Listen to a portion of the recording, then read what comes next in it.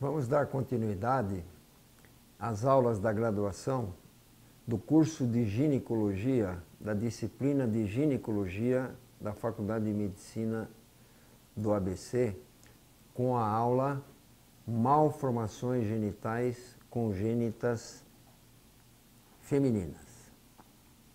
Iniciando pelo conceito, são defeitos na formação, desenvolvimento ou diferenciação dos órgãos genitais presentes ao nascimento, podendo ser ou não de causa genética e cujos efeitos são permanentes.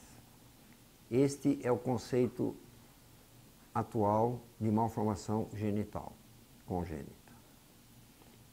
Elas podem ser classificadas em dois grandes grupos: as não relacionadas aos distúrbios do desenvolvimento sexual e aquelas relacionadas aos distúrbios do desenvolvimento sexual. Vamos fazer menção nesta aula ao primeiro grupo apenas, as malformações não relacionadas aos distúrbios do desenvolvimento sexual, ficando o segundo grupo para uma outra oportunidade. Desta forma, elas podem ser divididas, essas malformações, para fins didáticos, em malformações dos ovários, das vias genitais e dos genitais externos. Vamos ver então o primeiro grupo de malformações relacionadas aos ovários.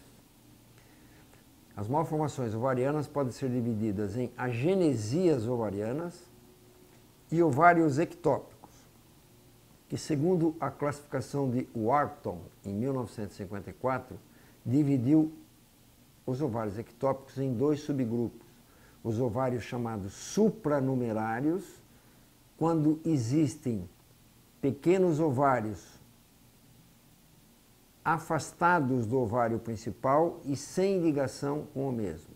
E os ovários acessórios, quando existem ovários próximos ao ovário principal e ligados ao mesmo, geralmente por um pequeno pedículo, como nós podemos observar nesta figura. Acima estamos apresentando as agenesias ovarianas, ou seja, a ausência do ovário de um dos lados, sendo que a presença do ovário normal do outro lado supre a ausência do ovário oposto. Portanto, essas pacientes dificilmente vão ter repercussões clínicas. E os ovários acessórios, vejo que são pequenos ovários localizados próximos ao ovário principal, unidos geralmente a ele através de um pedículo, e são também ovários funcionantes com o ovário principal. Desta forma, essa malformação também não vai dar repercussão clínica importante, porque a produção hormonal desses ovários é normal. As malformações das vias genitais femininas, elas podem ser divididas em malformações das vias genitais superiores ou müllerianas e da via genital inferior correspondente ao seio urogenital. Vejam que o que são as vias genitais superiores e a via genital inferior? Nada mais são do que exatamente isso que está sendo indicado na figura. A via genital superior vai da região, da porção cranial dos dutos de Miller, aqui representados em azul, até a desembocadura dos dutos de Miller na parede posterior do seio urogenital. Isso constitui a chamada via genitais superiores ou müllerianas. E a via genital inferior é composta pelo parede posterior do seio urogenital, indo até o meio exterior. Praticamente é o seio urogenital. Então vamos ver o primeiro grupo de malformações, aquelas correspondentes às vias genitais superiores. Elas são divididas em 7 grupos em ordem decrescente de gravidade. A classe 1, existe uma agenesia, ou seja, uma ausência, ou apenas uma hipoplasia segmentar, mas que atinge os 2 dutos de Miller. A classe 2, existe uma agenesia ou uma hipoplasia agora apenas unilateral, não atinge mais os 2 dutos de Miller, apenas um dos 2. E ela pode ser parcial, dando origem ao chamado unicorno, útero unicorno com corno rudimentar, e pode ser uma genesia unilateral, mas agora total, de todo o duto de Miller, dando origem ao chamado útero unicorno completo. A classe 3, existe uma gravidade menor de malformação, em que ocorre apenas falha da aproximação dos dois dutos de Miller na linha média. Quando essa aproximação, a falha é completa, dá origem ao chamado útero de Delphi. E quando ela é incompleta, dá origem ao chamado útero bicorno. A classe 4, existe uma falha apenas agora da fusão lateral dos dois dutos de Miller, no tocante à reabsorção daquele septo que separa os dois dutos. Portanto, vai originar a falta da reabsorção do septo, chamados úteros septados. A classe 5, existe a reabsorção do septo, mas existe apenas uma falha da fusão vertical, ou seja, a falha da absorção da lâmina epitelial vaginal para formar a cavidade da vagina, indo originar o chamado septo vaginal transverso, que pode ser imperfurado ou perfurado. A classe 6 são falhas incomuns, também chamadas de complexas, em que existe falha da aproximação dos dutos de Miller e da sua fusão lateral ou vertical. E a classe 7 são as relacionadas aos distúrbios com o dietil-estilbestrol. Essa é uma droga utilizada na década de 60 para tratar mulheres que tinham abortamentos repetidos. Posteriormente se verificou que essa droga promovia malformações do aparelho genital, principalmente malformações uterinas, ocasião em que elas foram retiradas do uso terapêutico. Então vamos ver agora, através de desenhos esquemáticos, todas essas malformações que eu acabei de relatar. Então a classe 1, a genesia ou hipoplasia segmentar dos dois dutos de Miller. Elas podem ser divididas em vários grupos. O primeiro grupo ocorre apenas uma falha na formação da vagina. Vai haver atresia vaginal total, ou seja, o útero está bem formado, as trompas, existem os dois ovários, mas não se forma a vagina. Portanto, essas mulheres vão ter uma retenção de sangue montante dentro do útero que se extravasa para as trompas e inclusive para a cavidade abdominal, dando aquilo que nós chamamos de hematometra, hematossalpíngeo e hematoperitônio. Essas mulheres, evidentemente, vão ter sintomatologia clínica, ou seja, falta de menstruação, porque não tem escoamento na menstruação, embora ela seja produzida, e, havendo retenção da menstruação, essas mulheres vão ter, na puberdade, dor. Dor na região mediana do abdômen inferior, em forma de cólicas intensas e progressivas.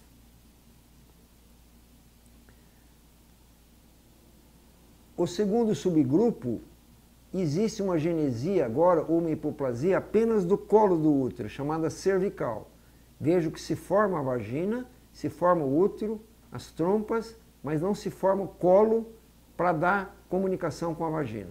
Portanto, vai haver também retenção de sangue montante, falta de menstruação por falta de escoamento do sangue e sintomatologia clínica, ou seja, amenorreia acompanhada de dor cíclica progressiva. O terceiro subgrupo são as malformações segmentares corporais, ou seja, o útero não se forma. Os dois dutos de Miller para a sua evolução neste ponto e ficam formadas apenas duas trompas e dois hemiúteros rudimentares sólidos ligados por um tecido conjuntivo. Daqui para baixo não se forma mais útero, mas ainda se forma a vagina. Essas mulheres vão ter uma falta de menstruação porque o útero não se forma. E não havendo retenção de sangue, elas não vão ter sintomatologia clínica, ou seja, vão ter uma falta de menstruação ou uma amenorreia indolor. não é acompanhada de dor cíclica, como neste caso aqui. O quarto subgrupo são as malformações dos dutos de Miller em que as trompas são mal formadas. Ou seja, pode ser uma agenesia total de trompas, vejam os dois ovários formados, o útero, a vagina, e não existe a formação das trompas. Essas mulheres, evidentemente, vão ter como sintomatologia clínica uma infertilidade primária. Não vão poder engravidar. Este outro grupo de alterações tubárias, veja que existe uma agenesia parcial das trompas, ou seja, elas se formam normalmente e aqui elas ficam com atresia e continuam normalmente o restante. A mesma coisa do outro lado. E nesta porção em que existe atresia, a falta da formação da trompa, que é segmentar, vai originar, evidentemente, se for bilateral, infertilidade primária também. E um terceiro grupo de alterações tubárias é a duplicação de trompas. Vejam que as trompas são formadas normalmente, mas uma delas, no seu extremo terminal, ela fica bífida, originando duas trompas terminais. Mas isso aqui geralmente não dá repercussão clínica, porque essas trompas são permeáveis e essas mulheres têm fertilidade normal. Ainda nesse grupo de agenesia e hipoplasia segmentar dos dois dutos de Miller, existe uma forma chamada combinada, ou seja, existe a malformação combinada de útero e de vagina, originando a chamada ausência congênita de vagina e útero, ou síndrome de Rokitansky. Essa síndrome é a síndrome mais comum deste grupo de malformações na vida prática. Vejam que existe uma malformação combinada. O útero não se forma, apenas 2 hemiúteros rudimentares sólidos. Os dois dutos de Miller formam as duas trompas, mas para a sua evolução neste ponto. Portanto, o útero não se forma e também não se forma a vagina. Ausência congênita de vagina e útero, síndrome de Rokitansky. Vejam que essas mulheres, se nós observarmos a cavidade abdominal por dentro, esses 2 hemiúteros aqui estão aqui representados como duas massas sólidas, atróficas, unidas na linha média por tecido conjuntivo, e as duas trompas normais, juntamente com os dois ovários. Deste ponto para baixo, não existe mais nada, porque não se forma nem o útero e nem a vagina. Se nós verificarmos a mulher por fora, externamente, como a vagina não se forma, vai haver apenas um recesso retroimenal em fundo cego. Vejam aqui a sonda na uretra da mulher e a falha da formação da vagina, um recesso em fundo cego apenas. Essas mulheres vão ter amenorreia, ou seja, falta de menstruação, amenorreia primária, indolor. Por que indolor? Porque não se forma o útero e porque não se forma a menstruação. Agora vamos ver o segundo grupo de malformações, a classe 2, em que existe a agenesia unilateral apenas, não mais dos dois dutos de Miller, apenas a agenesia de um dos dois dutos. Essa agenesia pode ser parcial, como estamos vendo aqui, vai dar origem ao chamado útero unicorno com corno rudimentar. Vejam, um dos dutos de Miller é normal, forma um útero unicorno, que vai dar escoamento de sangue para a vagina, e o corno rudimentar, acessório. Ele pode ser funcionante e comunicante com outro corno, ou pode ser funcionante e não comunicante com outro corno. Como também pode ser rudimentar sólido, não funcionante e não comunicante. É evidente que quando ele é funcionante e não comunicante, ele vai produzir menstruação e vai dar retenção de sangue neste corno rudimentar com sintomatologia clínica, ou seja, dor assimétrica de um dos lados do abdômen. E quando a ginesia ou hipoplasia unilateral é total, não vai dar mais o útero unicorno, e sim vai dar o útero unicorno com corno rudimentar. Vai dar o útero unicorno completo, sem o corno rudimentar. Essas mulheres geralmente produzem menstruação nesse hemiútero aqui e com escoamento normal pela vagina. O terceiro grupo, existe a falha agora da aproximação dos dois dutos de Miller. Ou seja, os dois dutos de Miller não se aproximam na linha média, ficam separados, havendo a formação de dois hemiúteros. É o chamado útero de Delfo, quando a separação é completa. Esse útero de Delfo pode ser com vagina normal, sem septo, ou ele pode ser com vagina septada, como podemos observar aqui. Os dois hemiúteros separados e a vagina com septo longitudinal. E dois colos de útero separados pelo septo vaginal.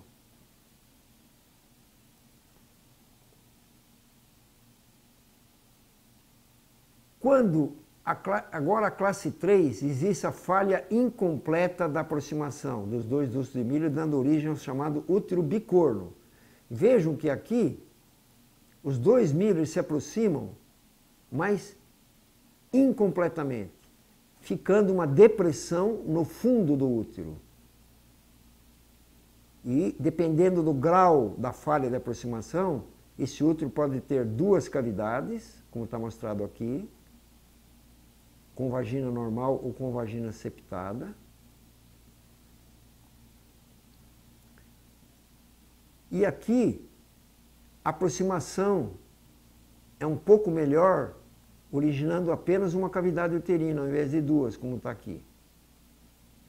E também, da mesma forma, esse útero bicorno aqui pode ser com cavidade única com vagina normal ou cavidade única com vagina septada. O grupo 4 agora, existe uma falha da fusão lateral, ou seja, da reabsorção do septo entre os dois dutos de Miller. Vejo que o fundo do útero é normal, ele não tem nenhuma depressão no fundo, os dois Miller se aproximam normalmente, mas existe um septo que separa a cavidade uterina. Esse septo pode ser total ou parcial, com vagina normal ou com vagina septada. Aqui é um útero septado com vagina septada. E quando a reabsorção do septo é mínima, o defeito é mínimo, a falta de absorção é mínima, fica apenas uma pequena saliência no fundo do útero, originando o chamado útero arqueado. Mas vejam que o fundo do uterino, na sua parte externa, ela é normal, não existe nenhuma depressão, caracterizando o chamado útero septado. A classe 5, existe uma falha da fusão vertical. Vejam que a lâmina epitelial vaginal, que vai dar origem à vagina, ela não é reabsorvida totalmente, ficando um septo no meio, com uma cavidade vaginal acima do septo e uma cavidade vaginal abaixo do septo. É evidente que, ao nível do septo, vai haver retenção de sangue montante. Portanto, essas mulheres vão ter falta de menstruação com dor cíclica progressiva. Por quê? Porque vai haver retenção de sangue que não pode ser escoado porque este septo não é perfurado.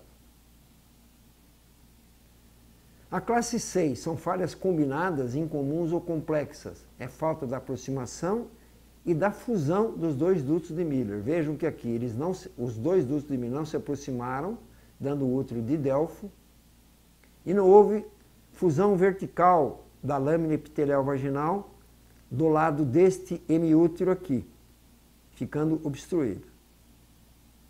E aqui, evidentemente, vai haver, deste lado em que ocorre a obstrução, a retenção de sangue amontante.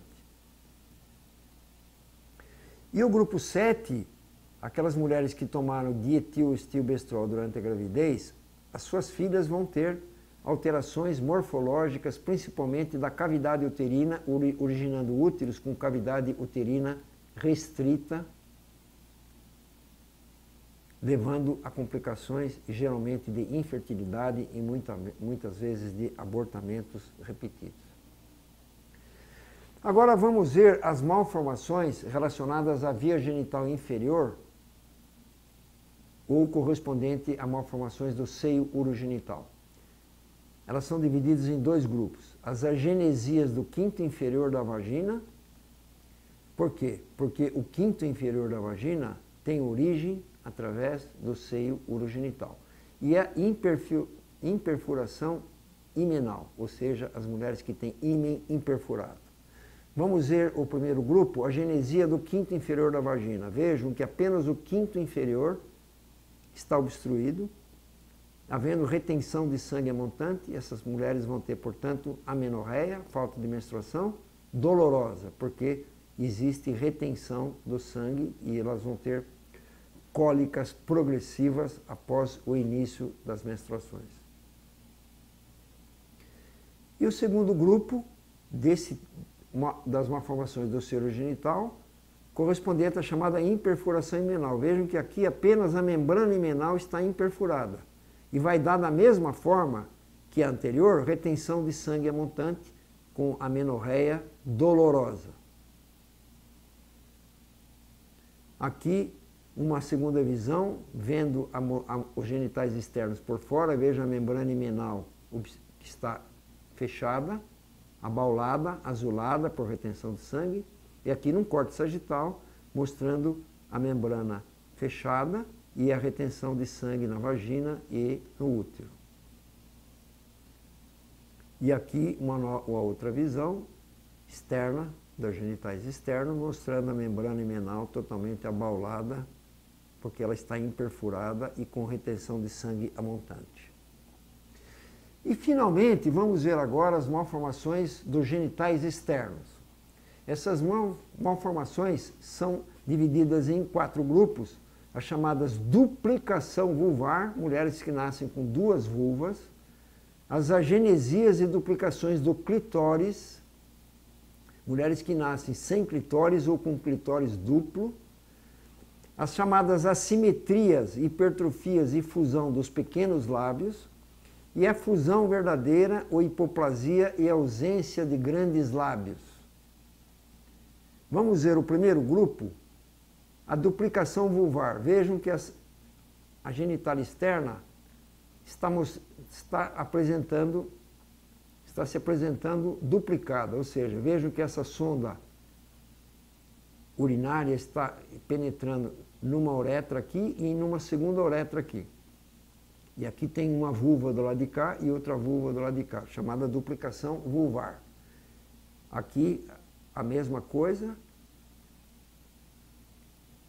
a sonda penetrando na uretra, 2 uretras e 2 vulvas. Aqui a mulher nasceu sem o clitóris. Vejam que não existe a vulva normal, com a entrada da vagina, e aqui a ausência do clitóris. E aqui, por outro lado, o contrário. A mulher nasceu com 2 clitóris. É uma malformação clitoridiana.